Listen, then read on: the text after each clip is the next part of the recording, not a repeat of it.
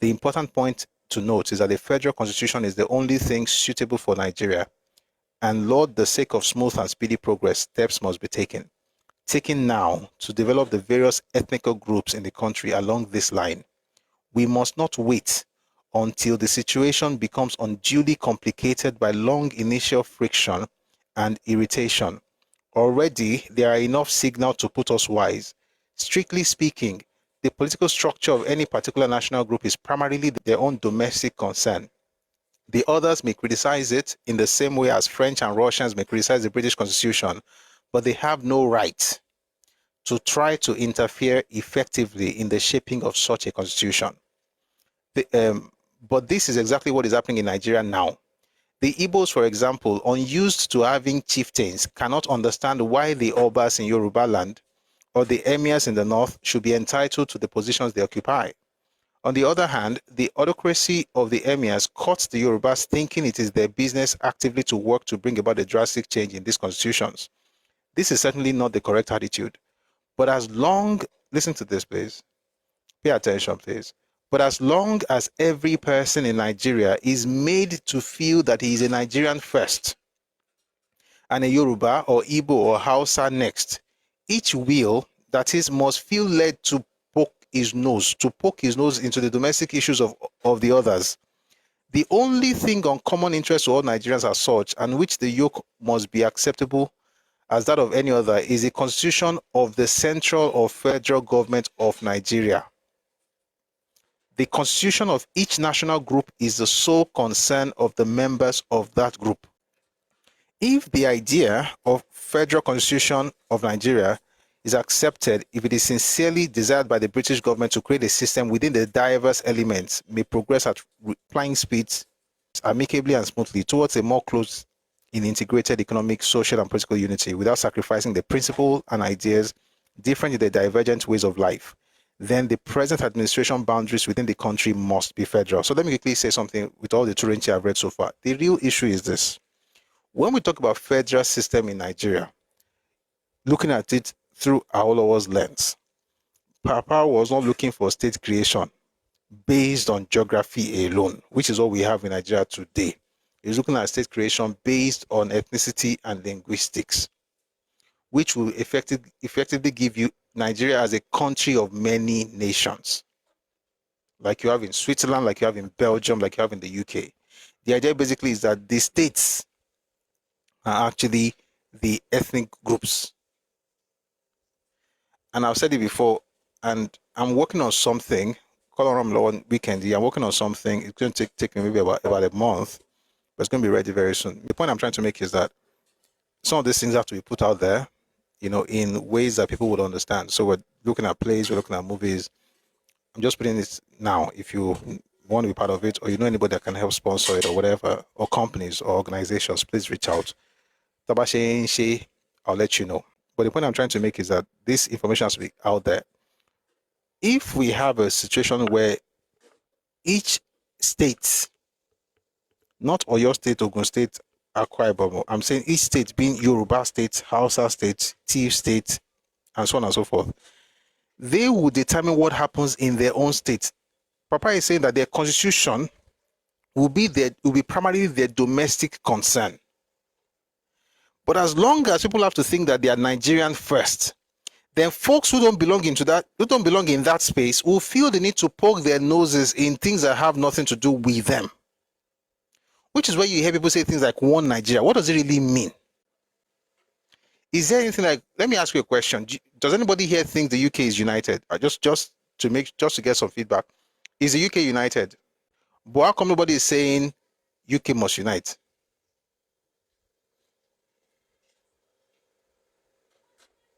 If you are saying it's not united, how come nobody is saying it must unite?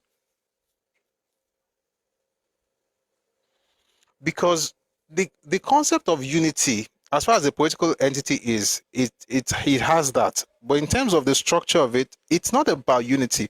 And I'm going to have a session on this thing. People say things, and a lot of Pan-Africans say these things, like it was the British that broke, it was the Oyinbo that broke us up and everything. What the British did, they did two things at the same, sorry, not just British, the Europeans generally. And it was at the Berlin Conference.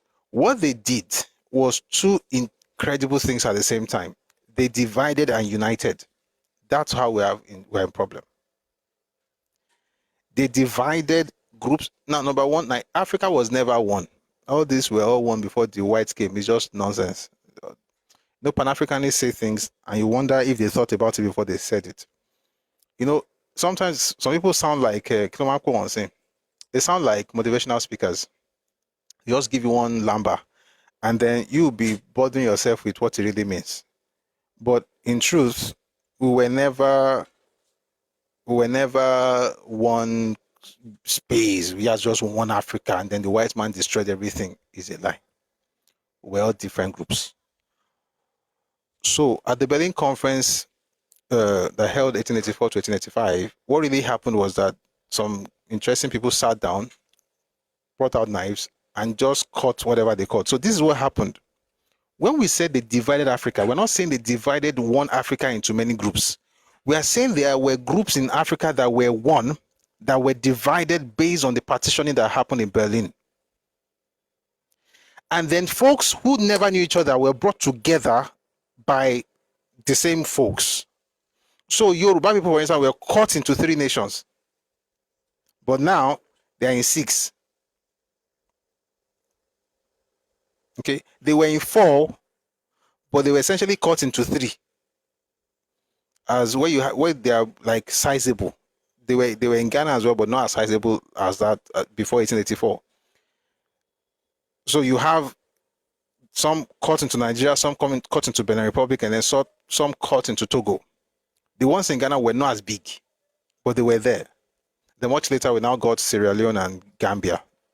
Those also happened because of slave trade.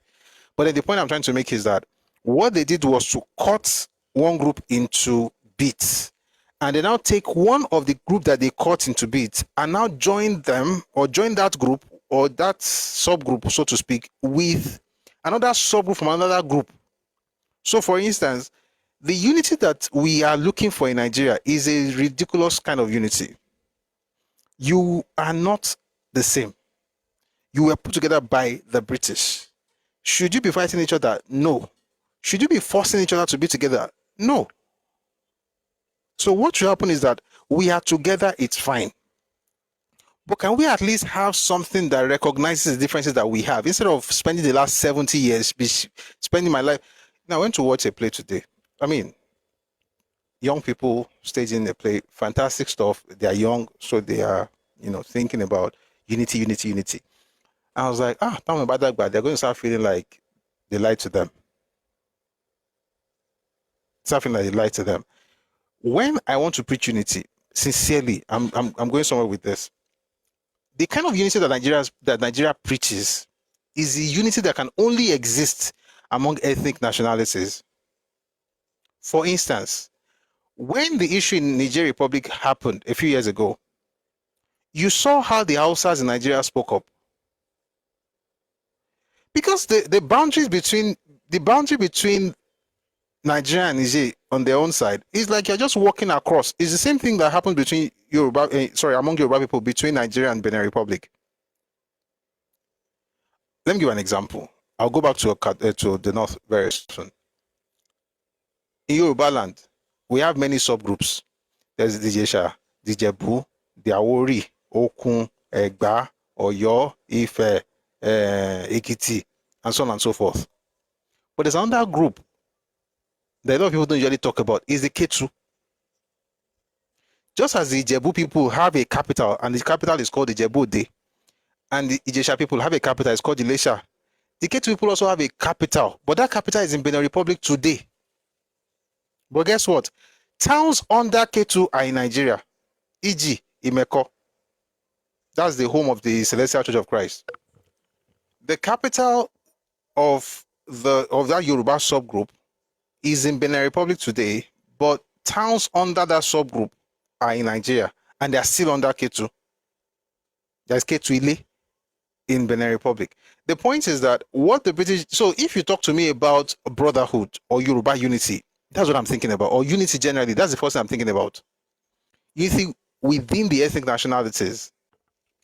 When the was the coup d'etat issue happened in Niger Republic, and Nigeria they were talking about a war. ECOWAS wanted to go there and things like that. The Hausas started speaking up. Why? Because those are their brothers. Believe it or not, the Hausas see those people as brothers than me. The Hausas in Kano see those people in Niger as their brothers. What they see? I'm not their enemy, but I'm not their family. I'm not their family member. And guess what? It is okay. It is a sense of, what do you call it now? Naivety to have a problem with that and say, after all, we're in the same nation, and so what? That ethnic identity is centuries older than the concept of Nigeria, if not millennia older than the concept of Nigeria.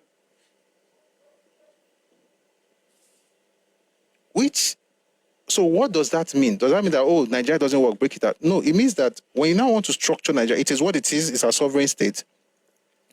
But you now structure it according to the people's worldviews, their value system, and I can assure you, the average Yoruba person does not have the same value system as the average Igbo person or the average Tiv person. And it is not a problem. And it is not a sin. And they don't have to change their worldviews. I don't need you to become Omoluabi. That's why you hear people say things like, I am who I am, I cannot come to your down, and you expect me to be bowing down or prostrating. I'm not asking you to.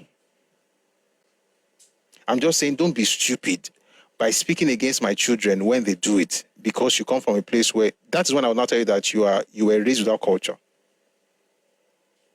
Not because you don't want to prostrate, but because you now have a problem with the fact that I'm doing it in my land. Meanwhile, I didn't even invite you. So why do we have these problems? Because people think that when you say I'm Yoruba, and by the way, people ask questions like, which one is first, Yoruba or Nigeria? It actually is a dumb question. And I'm saying this for a reason. People think that when you choose one, you have to reject the other. You don't have to. In other words, the best way to be able to do that is when you actually choose the one that is natural, the one you were born into, which is your ethnic identity. And then you can't be Nigerian. But if you say be Nigerian first, even you who are going everywhere canvassing for it, you know in your heart that you are from your ethnic, you think according to your ethnicity first. So when you ask that question, you know that question is stupid, but you are asking the question because you're looking for a gotcha moment. The real issue is that if everybody is proud, by the way, if you're Yoruba, you should be proud of your ethnic identity, then you can actually be a good Nigerian.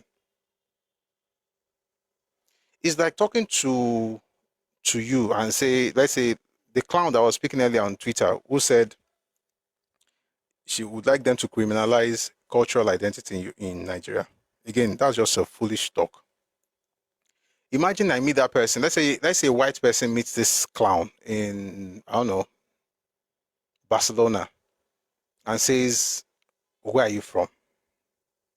And she says Nigerian. And sorry, just hears two white people talking and say, "Oh, look at this person. She's from Africa."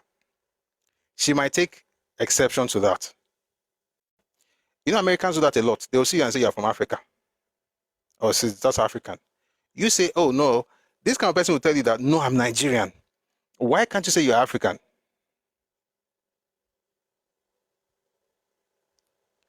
At the end of the day, whatever makes you ashamed of your cultural or ethnic identity is your problem with your family members. It has nothing to do with me. I'm Yoruba. I'm proud of it, but I'm also Nigerian.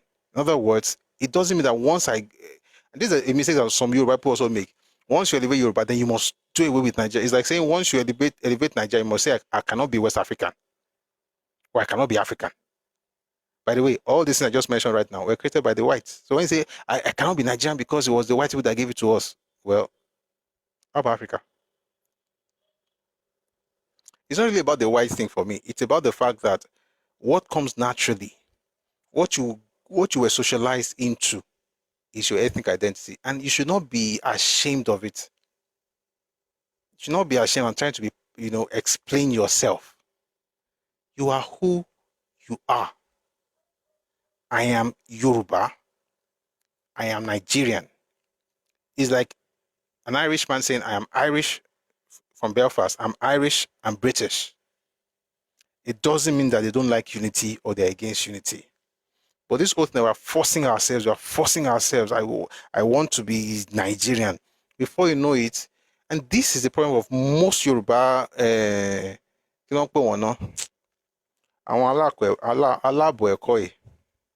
what I call them. It's better to be ignorant than to be half educated. Because when you're half educated, you assume you know what you're doing. You don't know jack. But you're half educated and you're able to write, you can speak English. So you assume you know what you're saying. Everywhere in the world, and by the way, when you say tribalism, okay, this Africa, this is all now let us grow. I said something to someone yesterday. I said the thing that will bring unity in Nigeria is actually the acknowledgement of our differences. If you want unity in Nigeria, you must acknowledge that we are not the same. That's how you have unity. But if you're just shouting, we are one, you will spend. Do you know how long they've been shouting, we are one? This book was written in 1947. This is 2025. We don't have the time. You have done every other thing but the wise thing to do. So why not just do the wise thing to roll along? And I'm saying do it, not necessarily because I'm saying government should do something. If you notice also, I don't do this thing of let's talk to the government to do something, because government will do what government will do, but there's a mindset that will make us get the government to do what the government has to do. That mindset is the one we must have first. For instance, the street name that you're seeing, it's not that you went out and be shouting, they must change the street name, they must change the street name. That's not what happened.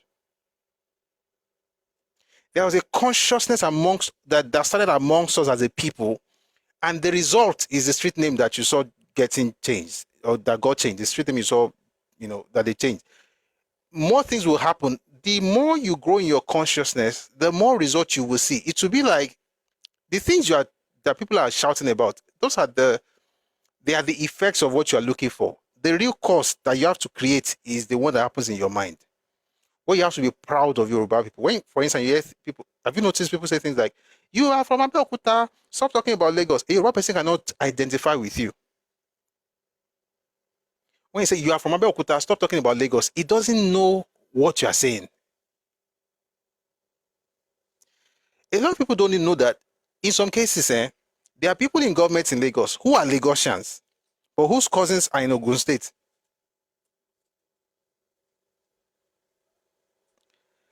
They are oko, àwọn oko kan wà tó jẹ́ oko àwọn ará ibì kan mi ní dárúkọ wọn.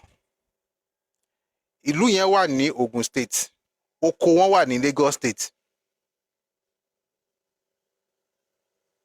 And this is apart from the fact that we think regionally, thanks to Papa and what himself and his team did in the First Republic, especially. That regional integration that you have, many people don't have it. So they don't even think based on their region. They think, in some cases, not even based on their states. They think based on their clans. Because again, that's the highest form of institution that they had before the British. Somebody said the Ijebu and their siblings in Ekpe. Ekpe is literally Ijebu. Ekpe is an Ijebu town, but the capital of Ijebu people is Ijebu Ode. So a person might be from Ijebu Ode, but the cousin is from Ekpe, and Ìṣẹ́jú mélòó ni Ekpe sí Ijebu Ode gan. Or you have somebody in Ado-Odo, tí family ẹ̀dẹ̀ wà tó ń gbé l'Óṣòdì, and they are worried because the state creation did not change the ethnic identity of the people. But these clowns will not understand because they didn't have any ethnic identity before the British came as a common identity. They had identity. I'm not saying they didn't have identity, but there was no common identity. So that's why and somebody said something earlier that when certain people want to marry, they have to use the state, the local government, almost the street name itself. Because that is the basis of identity. You can't come to Yoruba land and okay, Agbole, Kinikan, Nibo, Agba and Shoku. Yorùbá láti ìlú báyìí àti ìlú báyìí wọ́n fẹ́ra wọn. Why? Because Ilu is the highest form of political structure. So you have city-states, but the city-state has people who have a common ancestry. Therefore, you cannot, because you are in Nigeria, now remove all of that and think like people who are coming from autonomous communities and saying, I'm from here, you are from there. You cannot talk about Lagos because you're not from Lagos State. Number one, I can talk about anywhere I feel like talking about, I can talk about it. But beyond that, is that the kind of intricate cases that we have, the kind of intricate connections we have, even among certain Yoruba towns, you'll be shocked. You'll be shocked that certain people you find in Lagos, they were Yoruba before they got there, but they're from another city state. And then they went through the local process of indigenization and they became folks from Ibadan, or they became folks from Lagos, or they became something else. And that's what they are today. But people cannot understand because they don't have that frame of reference. It's not their fault. But you can't think like that because you want to make them feel like we are one. That's not oneness. That's you losing. That's erasure. You are erasing your own memory. You're erasing your cultural memory in order to make certain people feel comfortable. That is dangerous. You know why? Whatever makes you tick. This Oyinbo you are speaking that you say I'm educated. That thing that is making you do all this spray, that thing is what you want to remove. Once you remove it, you become like the group that you are pandering to. And I'm not saying the group is bad, and I'm not mentioning any group, of course.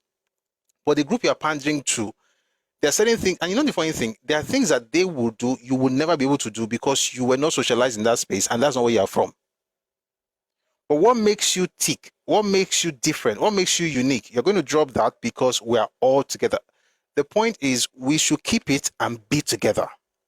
Anybody that tells you to throw it away in order to be together is a person who has nothing to hold on to. And that's not my fault. That's his family's problem. Let's forget ourselves. Let's forget where we're coming from. That's because you have nothing worth remembering. Anybody who has something worth remembering will hold on to it. And when I say worth remembering, not the people are saying I will never forget. When they say we will not forget, what are they talking about? Victimhood, lies, and propaganda. That's what they're talking about. When I say I would never forget, which I don't even ever have to say, I'm talking about the greatness of the past, which can influence what I'm doing now, that can lead to a far greater future. So don't jettison that because we're in Nigeria. We're in Nigeria, we can build Nigeria, but Nigeria will grow through the growth and development of every constituent unit. And the constituent unit may be states and may also be ethnic groups. And from what I'm seeing in Nigeria today is ethnic group. Have you ever started yourself to think about this? 2025 was when the federal government gave us the development commissions across the regions in Nigeria. The Southwest has one, the Southeast has one, South has one, Northwest, North Central, Northeast. What if I told you that 12 years before 2025, the Western region, the Southwest, decided to create the same thing that the country is now doing 12 years later? Why was it that they were the ones who did it? Why didn't they, cry, give us this, give us road pots, import, dry pot? Why didn't they do that? Why did they think of sitting down and coming up with something as Yoruba people or Odua? I told you yesterday was the 60th anniversary of Cocoa House. There are still companies under Odua Investment Company Limited, OICL. There are still companies that were founded in the 50s and 60s. Wema Bank is one of those companies. That's what your own ancestors did. Wema bought estates, Premier Hotel, Lafayette Hotel, Lagos Airport Hotel in Ikeja. That's what they did. And everything you see is owned by all the states of the Southwest. That Lagos Airport Hotel, it is owned by Lagos, Osun, Oyo, Ogun, Ondo, and Ekiti states. The 6 states own that hotel. You now let one bush baby come and tell you that you're from this state, you're not from that state. Your own governors could sit down and say, listen, we have a problem with security. Government, we need police, we need the state police. The federal government says no. They found a way around it and got Amotekun. It's not perfect, but it's better than nothing. I'm saying that whatever we want to do has to be built on what our our forebears have done. Not trying to jettison everything because you're trying to pander to something that's even less than what you have. It's a shame. Western region had embassies or high commission. In London is the one Nigeria is using right now. How about that one in Ilé Alálàájì tó wà ní Saudi Arabia? It's actually Western region that owned it though. Nigeria owns it now. That's the kind of forward-thinking, mindset that your elders have. There's still some farmsteads that I drove to one place the other day when I visited. There's a big swath of land, you know, that Awolowo, earmarked for farm. I mean, it's still a farm settlement today. I was like, how did he? This is not, I'm not talking about 1, 10, 20, 100 acres. What kind of law? Then they built farm settlements. This was in the 50s. Why do I say this? Because I don't know who is listening. You just might get into politics. Who are you going to model your stuff after? Excuse me. Maybe it will awaken something in you and you want to copy somebody that's actually worth it. And even if you are not going to politics, at least have this mindset. When you are doing your business, when you are doing whatever you're doing, you are thinking, you have I mean, not to brag or anything, but there's nothing that cannot work where you're from. Whether it's farming or entertainment or tourism I mean,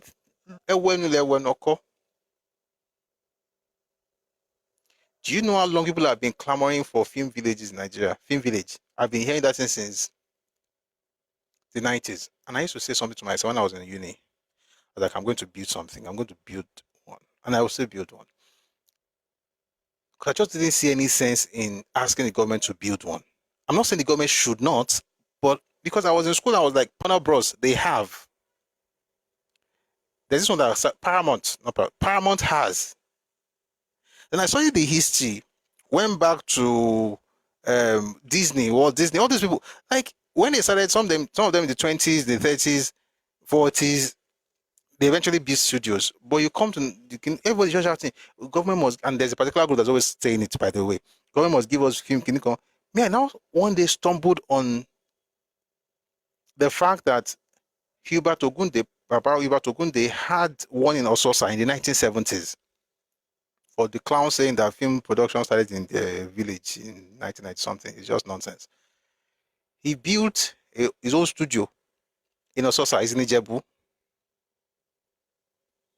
Do you know today there are 3 main film studios that work in Nigeria? There's Kunle Afolayan Studio, Cap Film Hub, Cap Film and Resort, I think it's called. It's in Komu. It's not your state. There is a Ibrahim Chata. His father is Tupe, his mother is Yoruba, but that man is like a Yoruba man. He has another one in Oyo. There's Bolanle Austin Peters in Ekpe. Somebody says, was about Gunde at the film village? Of course he did. Was he Aye or Jais? No, it wasn't Aye. I think Jais or Ayomo. There's one where they had this pool where they shot the stuff. It was in Ososa. Baba Gunde had that in the 70s. So imagine that you don't know the story. Let's assume you're in the film industry. You don't know the story of Baba Gunde. You now be crying and be saying, what would the government give us? What would the government give us? Oh, we are going to use VHS. You have now you have reduced the history, so you have nothing to look back to essentially. So everything for you started in the 90s. I'm not saying those who have their history starting in the 90s that there's something wrong with it. Nothing is wrong. Whenever you wake up is your morning. I'm just saying you as a person, knowing that you have a different history, why would you jettison the past? If, for instance, Kunle Afolayan did not remember who his father was, you think he's going to have a film village? You should just be walking the street and be like, oh, I'm going to make a great movie. I'm going to be a great filmmaker. Just be doing his own and just starting. Sometimes just that memory is enough to trigger certain chemical reactions in your brain. You're able to think differently because you remember. You remember why when they say things like study about Salah, for instance, he built houses, built hotels, had cinemas. How did he do that? He was running on 35 mm. He was doing celluloid, not Gbarogbudu, Kasari Saye Shenkoko. That mindset. I was listening to an interview last week. We were just talking. I watched an interview last week. It was of Mama Awero, Olanrewaju Azan. You know, they've been around for a long time. You know, Awada Keri, Ogabelo, Jide Kosoko, Aluwe, and so on and so forth. And she said something that was quite striking. She said she preferred stage to film. I was like, yes. If you don't work in that space, you won't get it. But no, you will get it. You may not get it the way I said it, but I will explain. I said yes. You know why? Thespians, like true actors, there's something about stage productions. You get that feel.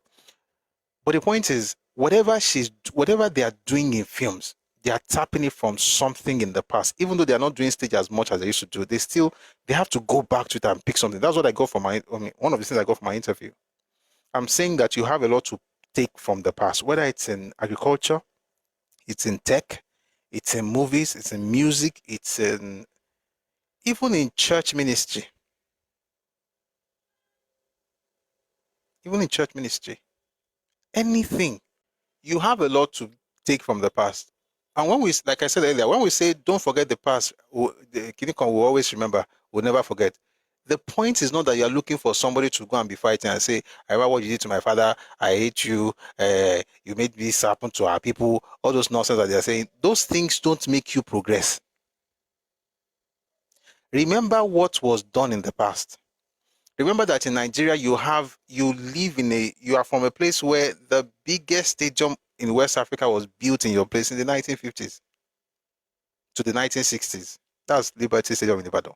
The tallest building was built and commissioned in 1965. You have fantastic. You have things to look back and say, okay, this is it. So this is the point now. We have to break these records. That's the spirit. I'm not saying this to say I have better than you. That's not the point. Again, Yoruba people comparing themselves with their neighbors is actually insane. Like, you just read about some people and like, so you look at what they've done and then you surpass. And I'm saying in any industry, if you research enough, and why do you need this? There's something history does to you when it's set in contemporary times, and that's the relevance of history. And I hope we're going to do bigger stuff.